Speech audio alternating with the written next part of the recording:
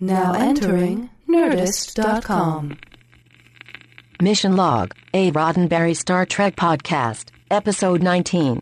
Tomorrow is Yesterday.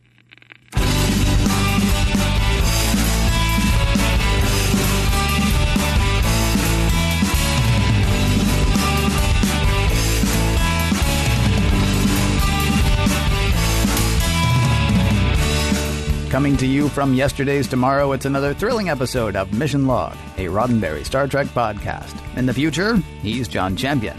And preceding me in time, he is Ken Ray. It's the show all about the deep meaning and messages in Star Trek. Are there morals and ethics on screen that help us understand the human condition? Or is it all just spaceships and green ladies? Today, we're looking at the one time the Enterprise went back in time and changed history. Or it didn't. Today, it's Tomorrow is Yesterday, in which our 23rd century crew finds itself hanging out in swinging 1960s Earth. Hanging out over swinging 1960s Earth. Hey, I think that the airbase, I think there were probably some swinging good times at that airbase. You know, if Kirk stuck around long enough, he might have hit the office Christmas party. You never know. You know, there may have been some good times had on that airbase, but the two things I would say are, first of all, I kind of doubt it. And second, even if there were, they're not hanging out in those at all. It's get in, get out, nobody gets hurt, in theory. They're just, they're a bunch of party poopers. They could have stuck around. I don't know. All I'm saying is, you know, they weren't far from Woodstock. They weren't far from, a lot of really hip and happening stuff was going on in the 1960s, and the crew of the Enterprise missed it all. See, here's the thing. If I had gone back to the 1960s, if I just woke up in, the late 1960s, my first order of business, do a lot of shopping. Things were cheaper back then. Well, except, of course, they don't really have money, right? Yeah, well, but they got things they can trade, I'm sure. Yeah, the good news is they did stay away from the brown acid, which, as we all know, is like the chief takeaway from the 1960s. Right, exactly. That's what I remember, and remember. That's what I've heard. Please go ahead. I think you've got something. I'm excited. You must have so much trivia. For this episode. I'm really lay it out, man. Just hit me with all of it. All right. Set a stopwatch because it'll be over soon. Here we go. I do have a little bit of trivia that we want to save, but really all we've got here is that it's an interesting bit of speculation that this story would have been the follow-up to The Naked Time. So you remember how we discover that time warp at the end of The Naked Time? They're kind of, whoops, there's 3 days totally gone. Okay, let's get out of here. No, it's not even just 3 days totally gone. They get back. The episode ends 3 days before the episode began. Right. It's like if you're, crossing the international date line 3 times, But right.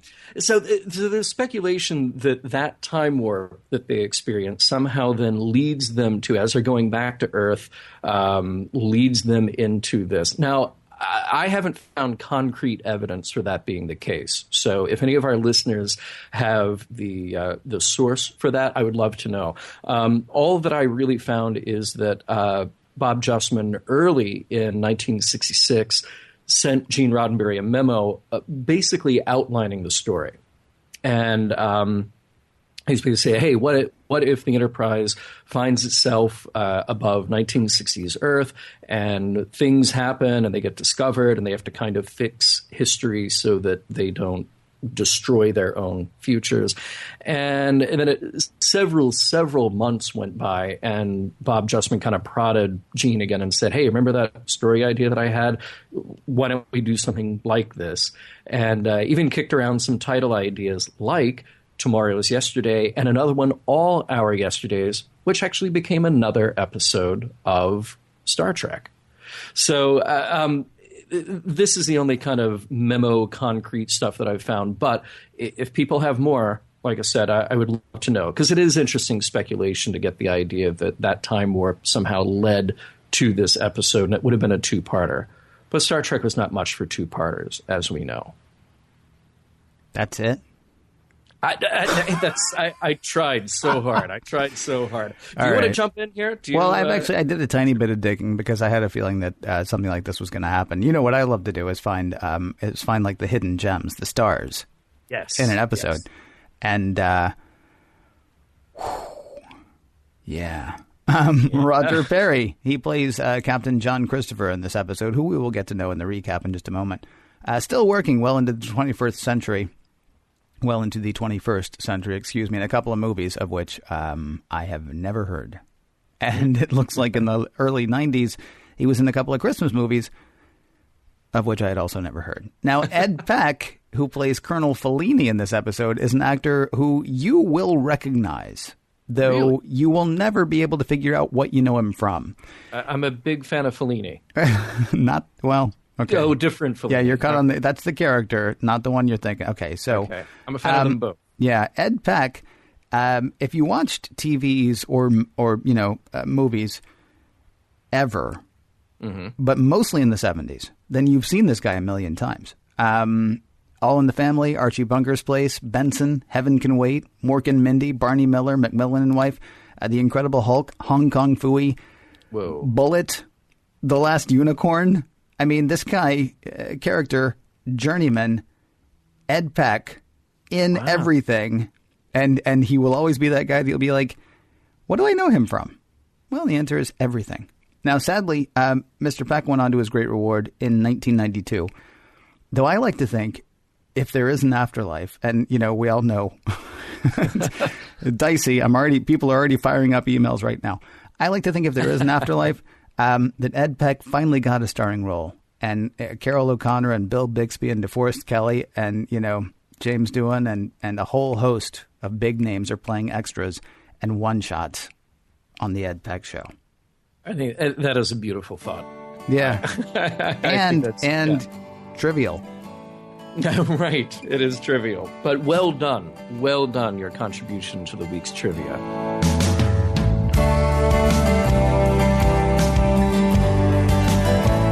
This week on The Ed Peck Show, guest stars Captain Kirk and Captain Christopher bring us a Fellini-esque tale of time travel. Let's let John tell us more. Prologue. It's not the future, it's the present. Well, it's 1960-something. We're at an Air Force base, and a couple of officers are worried about a UFO that suddenly appears on radar. Jets are scrambled. That thing in the sky? It's the Enterprise. Act 1. On the bridge, we learn that the ship has been through a black star and had some bad gravitational mojo flinging around like a rag doll. Systems are down, but the good news is we're in low Earth orbit. The bad news is Spock has figured out when we are. Those fighter jets from the base are chasing the Enterprise as it's trying to climb to a higher orbit. Those jets may have nukes. Kirk decides to use a tractor beam to at least slow it or minimize the threat. The beam starts to break up the airplane, and Kirk decides to have the pilot beamed aboard. Meet Captain John Christopher, who's a little jumpy at the whole experience. Kirk starts showing Christopher around. He's a little stunned. Women, aliens, turbolifts, the whole thing. Spock explains that the whole plan of showing Christopher around might be a bad idea. He could affect the future, thus putting their whole existence in jeopardy. Spock brings Christopher to Kirk's quarters where, side note, the computers are a little more flirty than usual. Kirk breaks the news to Christopher that they can't just send him back. This doesn't play too well. Spock even says, hey, he's not going to contribute much of anything in the future anyway. This doesn't go over too well either. After all, Christopher has a family. Scotty calls up that things are coming along with the engine repairs, but by the way, where are we going to go once everything is back online? Act 2. Spock has some new information for Kirk and their guest, but Christopher can't be found. He's out wandering around and decides to punch a crewman. He holds a phaser on the transporter chief, but Kirk tracks him down and punches him out cold. In sickbay, McCoy is just as concerned about the Enterprise crew being caught in the wrong time. Spock comes in with the news. Captain Christopher's son is an important figure in future history. Captain Christopher needs to go back and start contributing to the baby making or something. Now the conundrum gets even more conundrum-y. Spock says Captain Christopher's plane crashed, which complicates how to get him back. Also, Christopher is taking pictures of the Enterprise before things got out of hand. Those pictures are probably back at the base by now. Kirk hatches a plan. They've got to go back to the base and retrieve those pictures and the tape of Christopher's conversation. Kirk and Sulu beam down and start looking for what they need, but before long, security shows up. The officer stops the two at gunpoint and takes all their hardware, communicators, etc. Spock, on board the Enterprise, sends an emergency signal to Kirk's communicator, which is now in the hands of that security officer. He finds himself now beaming up, and Kirk reports back that there's yet another uninvited guest in their midst. Act 3.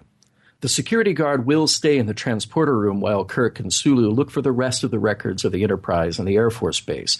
More security officers show up, though, and Sulu manages to beam up while Kirk uses a brawl as a distraction. Too little too late, though. Kirk is caught, and now he's being interrogated by that security detail.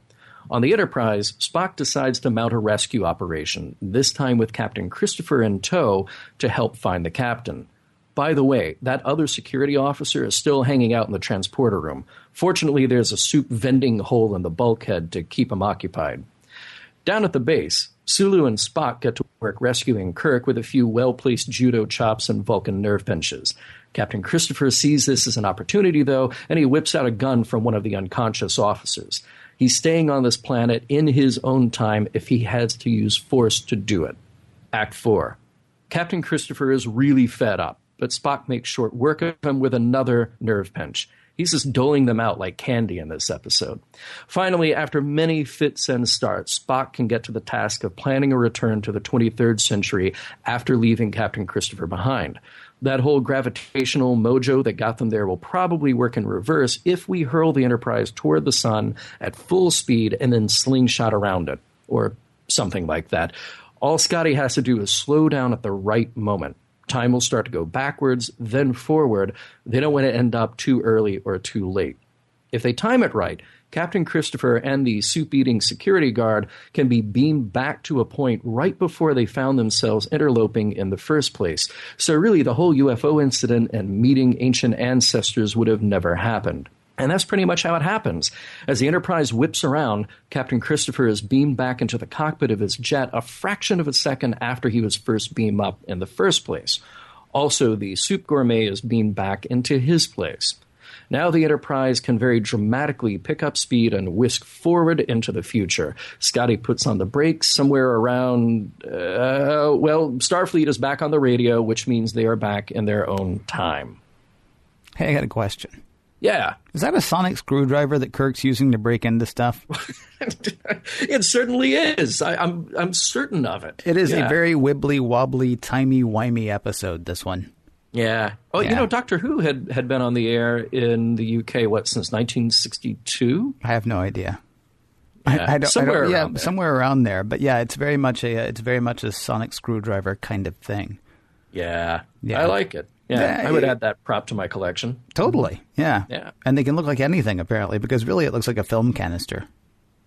Right. But it works like a sonic screwdriver, so that's kind of cool. It does. I like it. All right, so this was the other thing that you wanted to put in the trivia. Yeah, well, so here's what's cool. What's your favorite word that I introduced to you, Ken? Retcon. Yes, I'm about to retcon. Oh. I'm about to retcon your mind. All right. Okay. So here's the thing. The Enterprise ends up somewhere in the late 1960s, and they're picking up radio signals from Earth, and they hear a news broadcast saying next Wednesday, the first moonshot takes place, right? Mm-hmm. Right. And that helps them figure out, wait, we didn't actually send man to the moon until sometime in the late 1960s. Well, to be more specific, Apollo 11, now, of course, this episode aired in 1967, written sometime in late 66, aired in early 67. Apollo 11 launched, are you ready for this? Wednesday, July 16th, 1969. Mm-hmm. So with the beauty of retconning, you can say that this happened sometime like during the week of the 10th of 1969. Okay, I think that's super cool. I think it's so cool. That's the reason that we didn't put it in trivia. What happens is John and I argue about stuff before the show, and then we start the show and we argue some more. That was going to be in the trivia bit, but to me, this is actually a very important thing that they did. And of course, I mean, it's kind of neat that it happened to be a Wednesday, and it happened to be a Wednesday, and so ooh. But what I think is really cool is in 1967, we have not gone to the moon. There's a lot of Star Trek that's inaccessible to people of that time that's still inaccessible today. We can't teleport at this point. We can't do warp drives at this point. We have not yet met aliens, darn it. Still not able to upload ourselves into robot bodies. I mean, there's so much stuff that's not accessible to us yet. But what's really cool is in 1967, you have this far future Captain Kirk listening to the radio, and he hears that, Moonshot's going to go off next Wednesday. And Kirk says, in late 1960s, well, we didn't go to the moon until the late 1960s.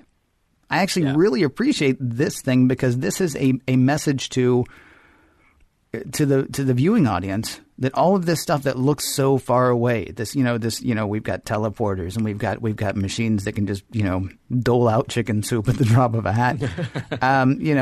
We've got aliens, we've got interstellar travel, we've got all this stuff. It all starts sometime in the next couple of years. It all starts with where you are right now, they say to the to the viewers, which I honestly think makes even that bit of retcon much more than trivial.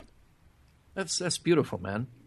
I love that. That wasn't my idea. I mean, here's the thing. Anytime you do science fiction and you start talking about things that happen in the future that are much closer to the present, in the far off future of 1984, inevitably you get it wrong. Not this time. But not this time. They even got it down to the day of the week. Right. Exactly. Yeah. They got to ballsy is what I was thinking actually when they said that. Because, I mean, we all know there are any number of things that could have gone wrong that would have even just pushed it a year later. Right. Or 2 years later. Or, God forbid, it could have pushed it, a decade later. I mean, any number of things could have gone wrong. Well, and I don't want to bum you out, but I will tell you something that did go wrong. Okay. And that is that after this episode aired, and I think it was actually the next day, that was the day that the Saturn I vehicle, I think it was Apollo 3, later it was dubbed that, exploded on the launch pad. Hmm. Well, and, we lost Gus Grissom. No, but I mean, okay, well, not to minimize that at all. I mean, enough could have gone wrong that it would have pushed it out of the late 60s. Well, and that's what I mean. I mean, when something like that happens, I mean, you think about the space shuttle. The first time we had a shuttle accident, that whole thing was mothballed for a long time before we had our next mission. So, I thought that was interesting that we were still able to get the program back on track to land a man on the moon before the end of the decade, which we did. As long as we're, it's not really retconning. We seem to have still not decided what exactly, whose banner we're flying under. According to Kirk in this episode, our authority is the United Earth Space Probe Agency. Right. Which one assumes is a division of Space Command. And yet when they come back to their present, they don't try to get in touch with the United Earth Space Probe Agency. They try to get in touch with Starfleet. It struck me as kind of odd. It's like, hey, look, it's another bureaucracy of which we haven't heard. This may actually be the people who were in charge of making sure that Harry Mudd had filed all of his papers properly. Yeah, right. There are just so many layers of bureaucracy, it turns out. You have to assume that in the future, people's business cards are very, very long. And it says, Starfleet Academy, a division of United Earth Space Probe Agency, brought to you by Monsanto. And, it just keeps going on and on and on and on. Yeah. I assume they're just, sharing V cards on their pads. Oh, of course they are. Yeah. Hey, I will say this, though. For those of you who are watching along with us, Ken and I watch the show in different forms. We'll catch it on DVD. We'll catch it online. This is one that I watched on the Blu-ray Masters, and I have to say, watch this episode on Blu-ray. It looks so good, and the effects are cleaned up beautifully, or the new effects, rather, that they created just look great. The Enterprise looks fantastic in the in Earth orbit. So that is a way to watch this that I think you will really appreciate. Actually, I'm not sure, unless you have old DVDs or old VHS tapes, or unless you happen to be catching it on TV. I think we're all watching the same thing now because on Netflix, so. I'm not watching the Blu-ray, but I'm streaming it on Netflix, or if you stream it online. I believe we're all getting the sort of remastered, updated, what have you. Because you're right, the Enterprise was gorgeous. Yeah. And it flies around the sun in a way that's not 100% believable, because I never believed that we can actually get as close to the sun as we get in any science fiction, but okay. But in a way that's it's beautiful and as believable as flying around the sun could be.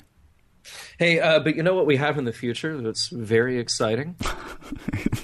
Soup for everybody. Chicken soup. Yeah.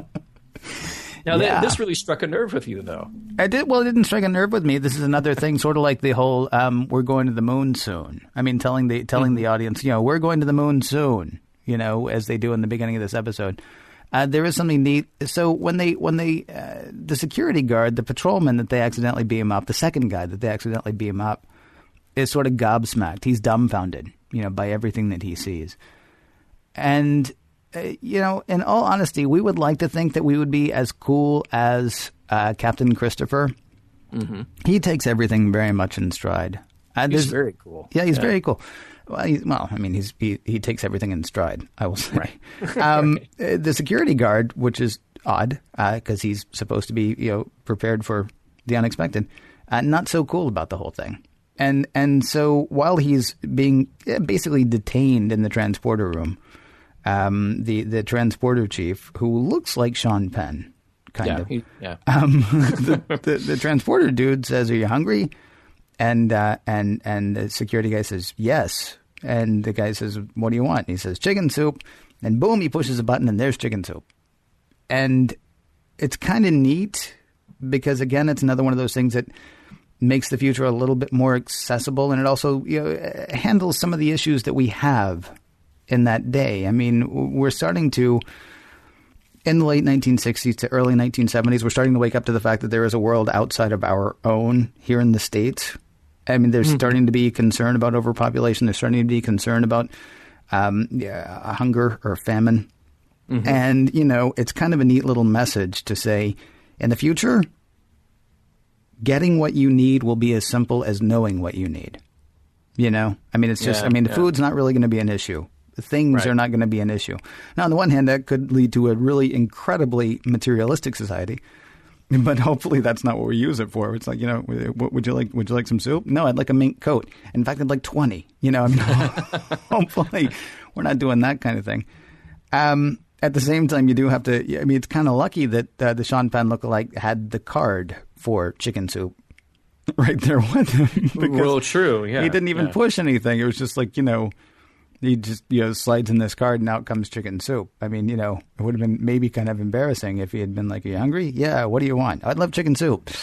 How about veal piccata? I got a card here for veal piccata. I got a card here for pizza. You like pizza? Right. It's like he's playing Deal-A-Meal on the in the transporter room. Something that you mentioned that I just wanted to follow up on is you mentioned Captain Christopher. And to me, I liked him in the same way that I liked Gary Mitchell in Where No Man Has Gone Before, because he's very comfortable in himself. He's very comfortable in his character. And he sort of takes to the Enterprise very well, which isn't, I think, that hard to believe. He's a military guy. He's on a ship. The ship has a structure as well. He can kind of wrap his mind around it. And his attempts to escape seem believable. He's not like a crazy person just trying to break out for the sake of breaking out. Right. So I really liked this character. I thought he grounded it.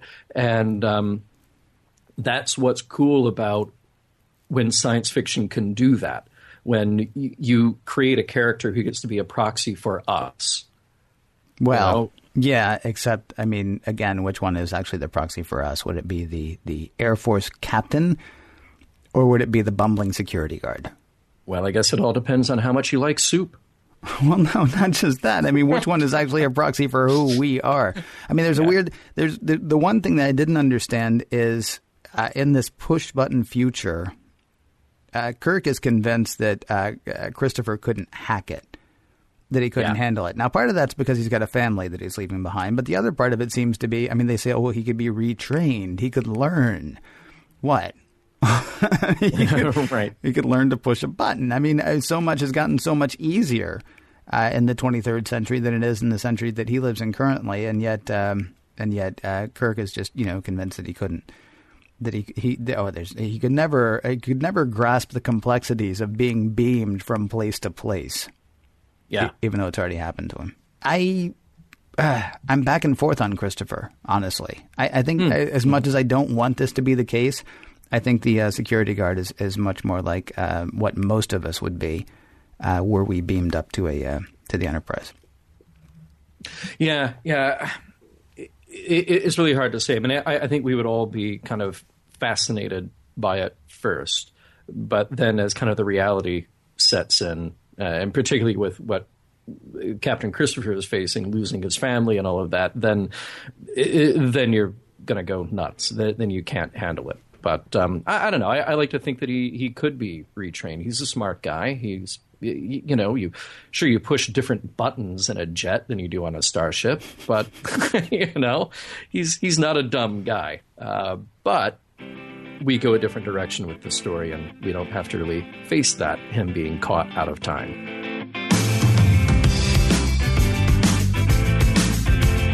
The worst part about this episode, I now have the song If I Could Turn Back Time by Cher stuck in my circuits. My only consolation, now you do as well. So once again, as we are wont to do on the mission log, we like to dig deep and try to figure out what the morals and messages might be in any given episode of Star Trek. And I think this one is a little difficult for that, Ken. It's a great adventure story. It's a great kind of what-if story. But there aren't kind of the major messages that hit you over the head. But one of the things that I like about this, that any time you present something where you have kind of an omnipotent look at somebody's life, you realize you can never really be truly aware of all the consequences of our actions. This kind of story, or even like A Christmas Carol, lets you step outside of yourself a little bit and get a shot of the big picture of your time, your life. And I like to think that maybe that's why we're so fascinated by time travel stories. Like Back to the Future, you take Marty McFly and you pull him out of his life and show him this huge, sweeping big picture of his family, his future, everything. Because in real life, you can't just sort of skip ahead to the end of the book, figure out how it's going to play out, and then go back and fix all of those things that you want to fix. So to me, the appeal of a time travel story is, shall I say, timeless in that respect. Well, and I'll tell you, you mentioned A Christmas Carol. What I thought of was It's a Wonderful Life, except what I really thought of was the Saturday Night Live, I believe it was Saturday Night Live, a version of It's a Wonderful Life that they did where they took the George Bailey character out of time. Oh, yes. And everything was actually better. Right. For everybody without George Bailey there. Spock really needs to learn how to deal with people, or at the very least with humans, because there's this horrible thing that he does where he, and you mentioned it in the recap, where it's like, John Christopher really doesn't do anything. Doesn't accomplish anything. It'll be fine if he just disappears off the planet. Yeah. It reminded me of a line from Network. Nobody particularly cared to hear that his life was utterly valueless, which is pretty much what Spock says. Of course, if we just have children, then everything will be fine. Right. Because that ends up being the redeeming feature for John Christopher, is the fact that his kid goes on to do something famous. His kid, who, by the way, has not been born at that point. Yeah. Well, and that it shows Spock being very short-sighted, which seems a very un-Spock-like thing to do, to realize that, well, every action, every motion, every person that you encounter, it all has an effect. Yeah. And, I know that you like the butterfly effect.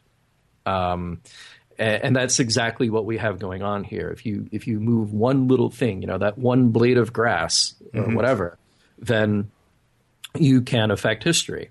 To be clear, I like the idea of the butterfly effect. I've not seen the movie. If you want you want to see a good representation of that kind of thing, to me, one of the best ones in a while is Looper.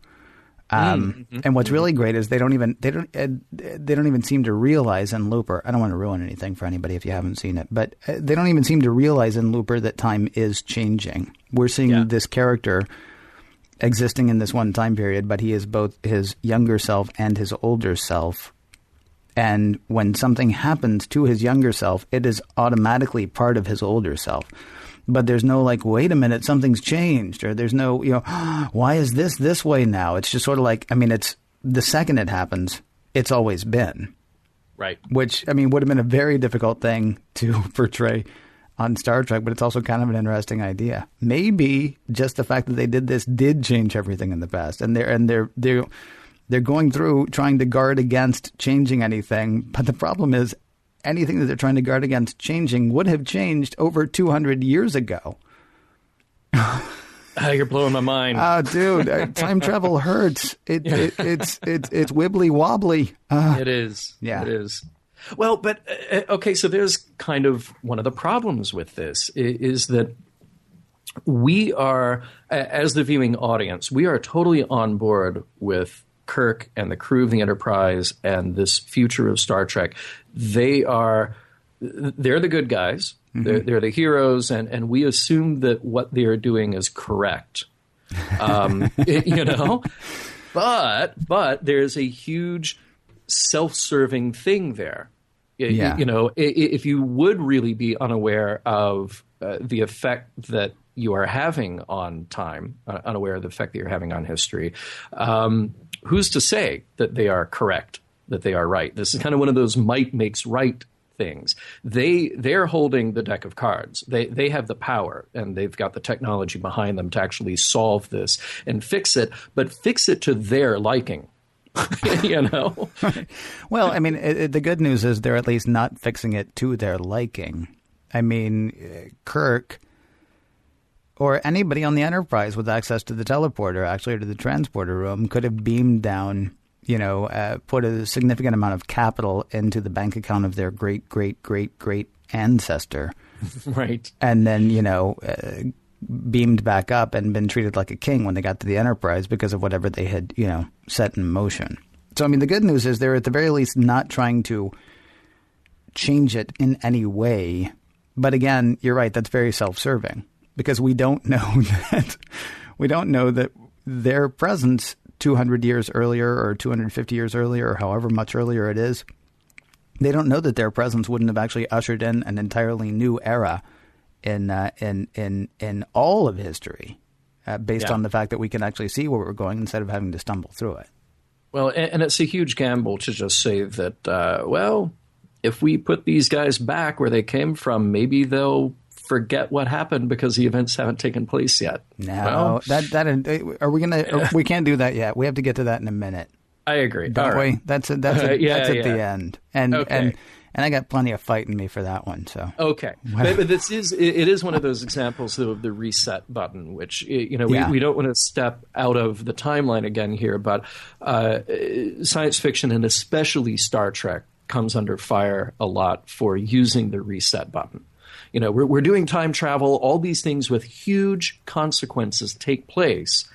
But then we hit the reset button because it's just time travel.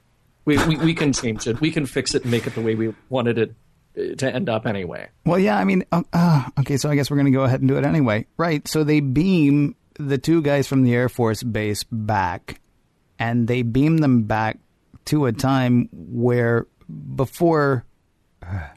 They beamed them back to a time before they actually beamed up to the Enterprise. They beamed them basically to the exact moment they were beamed up to the Enterprise. Thus, they never actually went on board the Enterprise.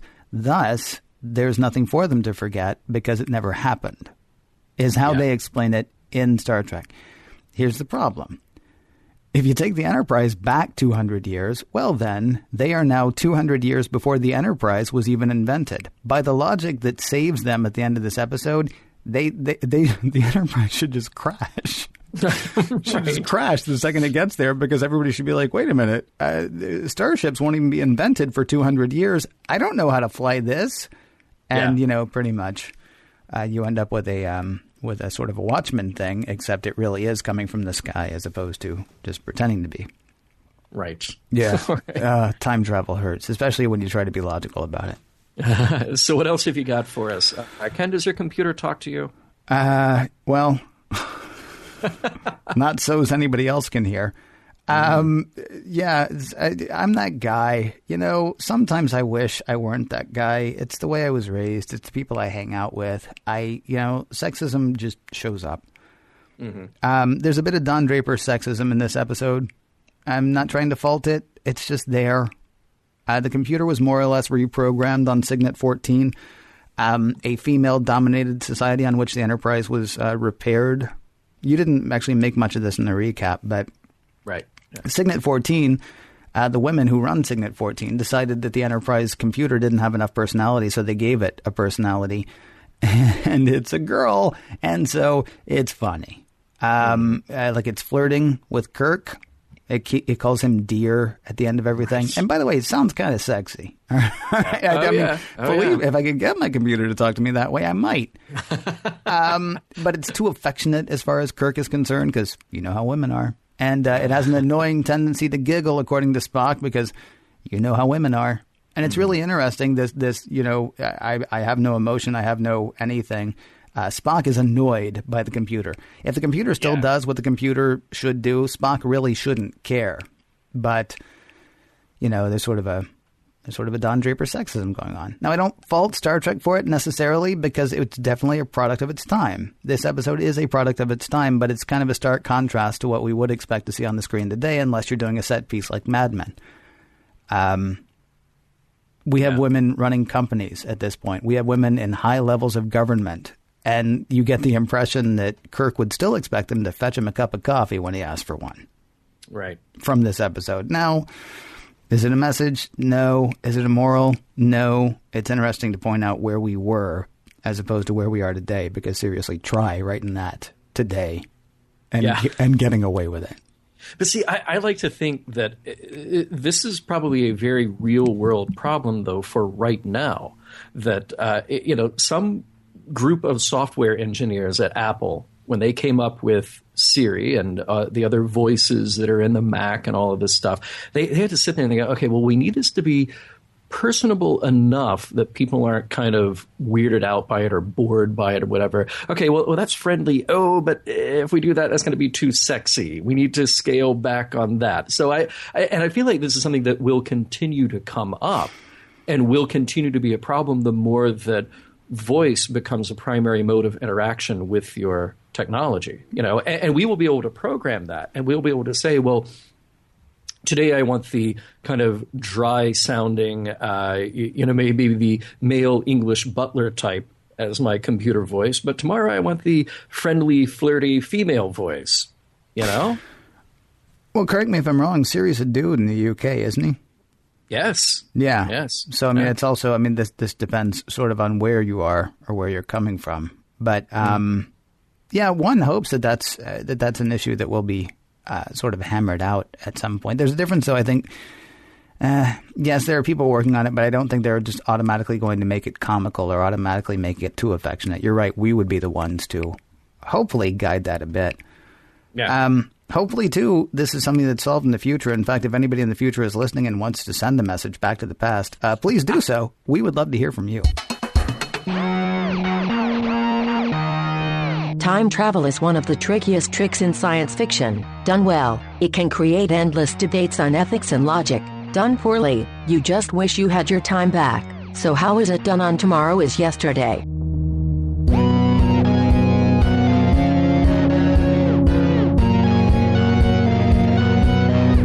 Well, it's that part of the show where we wrap up the show, and we usually like to call this something like the part of the show where we wrap up the show. It may take a little longer this time than it does normally, because I think, John, you and I may be in a bit of disagreement about this episode. Start with whether or not this episode holds up. I say yes, because, here's the thing. To me, this is an early attempt at what we like about time travel. When it comes to science fiction, time travel is kind of one of my favorite sub-genres, whether it is Back to the Future or, Butterfly Effect. hell, even the what was that movie, The Philadelphia Experiment? Yeah. Yeah, stuff like that. So I'm immediately drawn to this anyway, and I like all of those tropes of having to fix the past to fix the future, and the fish out of water, both, our heroes from the 23rd century out of place on Earth and out of place with that technology, and then the proxy for us being the fish out of water on the Enterprise and in that kind of technology. So much about this sort of appeals to me as a storytelling thing. I think it's a well-produced episode, too. I think it, whether or not it's Blu-ray, I think it's a good-looking episode. I think a lot of the shots on the bridge are shot very nice. The effects, of course, look even better on Blu-ray. So this is one that I do not mind watching over and over again. It's probably not my favorite Star Trek episode of all time. It's definitely not that. But I really do like it. And I do think that it holds up. And for other people who are into a little timey-wimey, wibbly-wobbly in their sci-fi, I would give this one to them without question. Now, the ending, okay. We have to really accept the idea that when it came to speculative fiction in the 60s, our kind of best guesses about how time travel plays out and what effects really do happen, of course, this is all speculative, are not going to be as sophisticated as what we write now. It won't be as sophisticated as Looper or Back to the Future or something like that. But I'm kind of okay with that, just given when this was created. Okay, so you're willing to say yes if you're also willing to go back and watch it as if you've never seen anything time travel before. I'm willing to say yes if you can watch it in the context from which it was produced. I think that there's other time travel that's very good, that's even better than this, but I still think this is a lot of fun.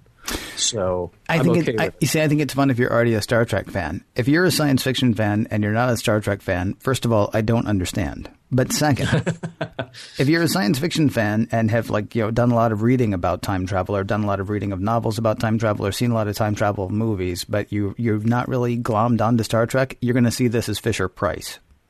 It's a little too simple in its treatment of time travel to me.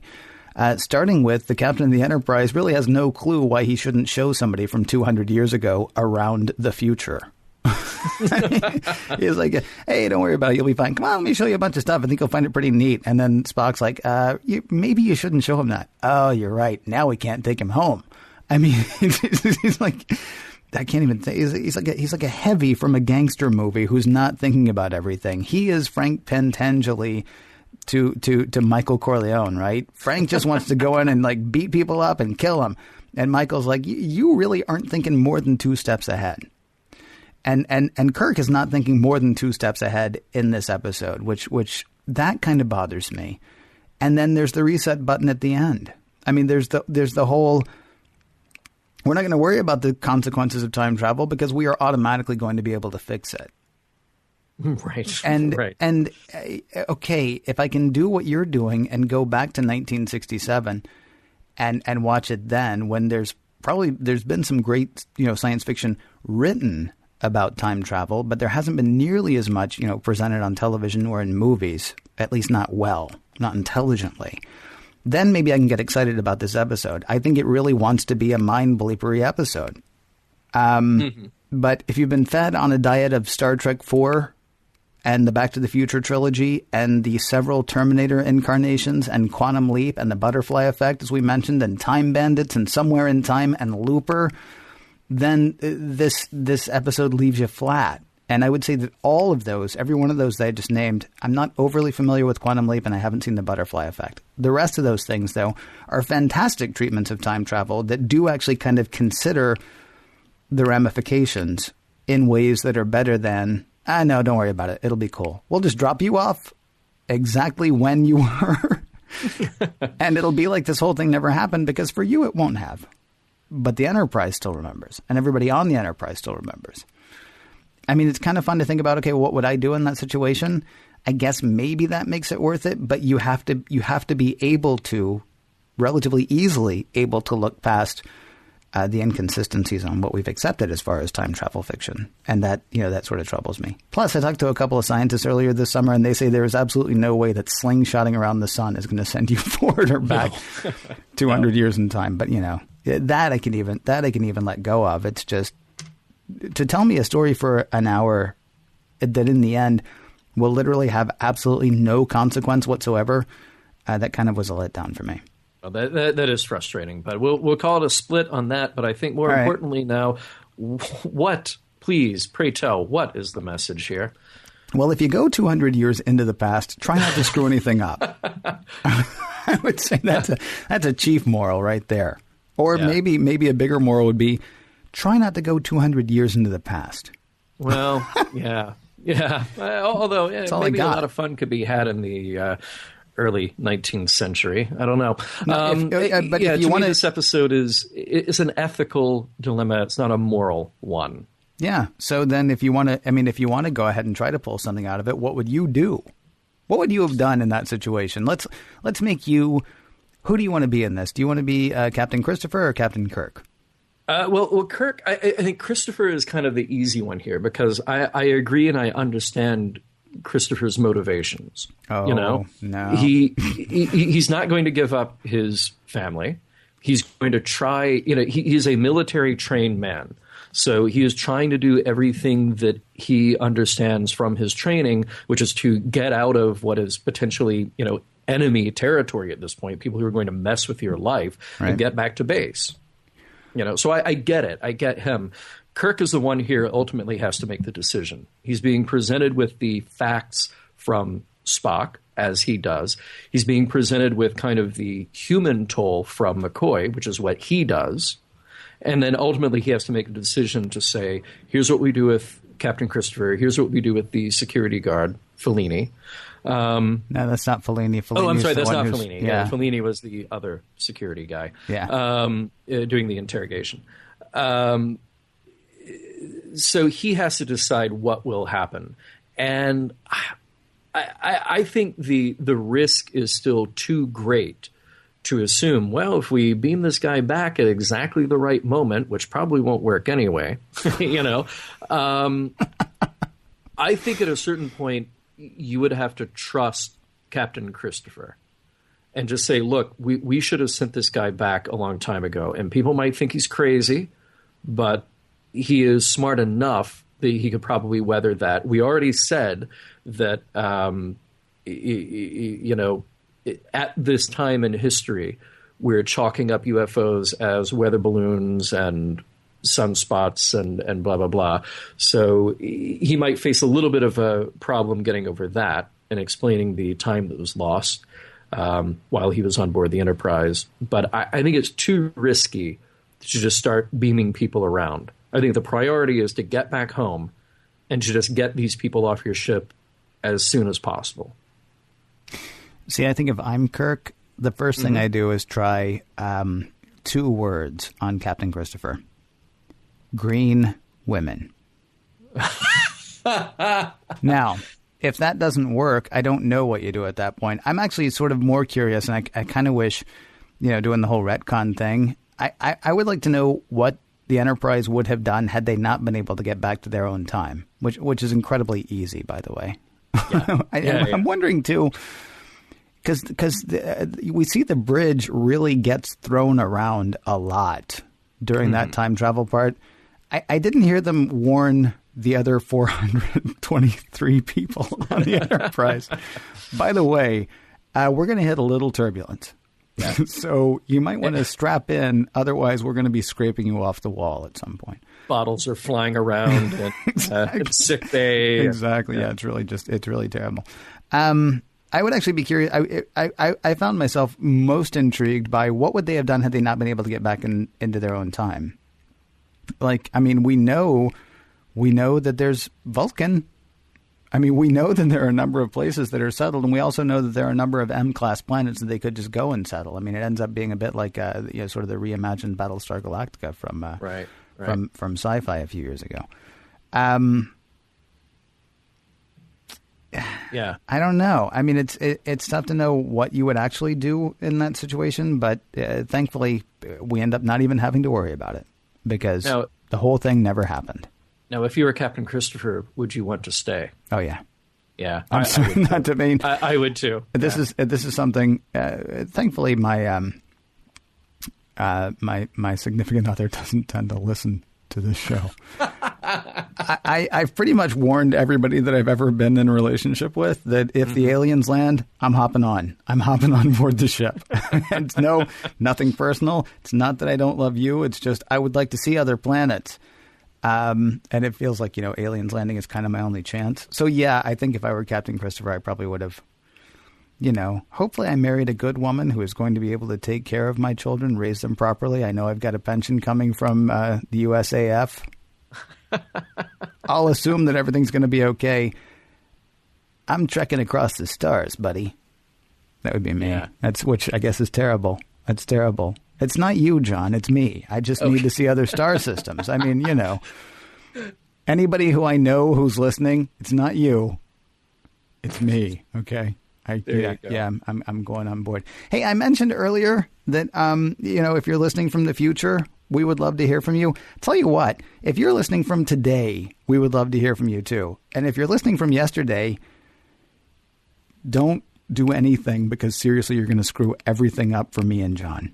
Yeah. I'll tell you what you can do, though. You can punch us into Facebook. Facebook.com/missionlogpod is the way to get in touch with us. Or if you're on Twitter, if you're a Twitter type, at missionlogpod is a good way to get in touch with us.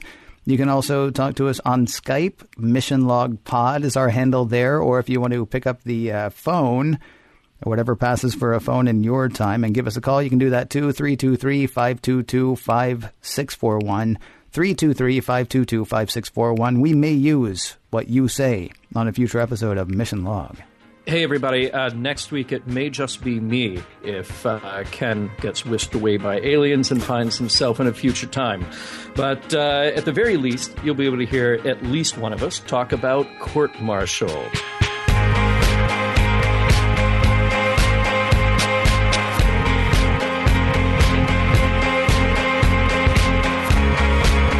Some of the music for the Mission Log provided by Warp 11, online at warp11.com, and from the album Messages by Key Theory, free to download at kitheory.com.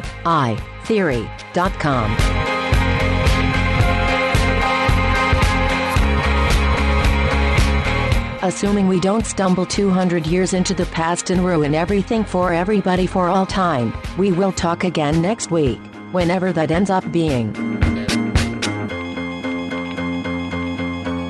End transmission.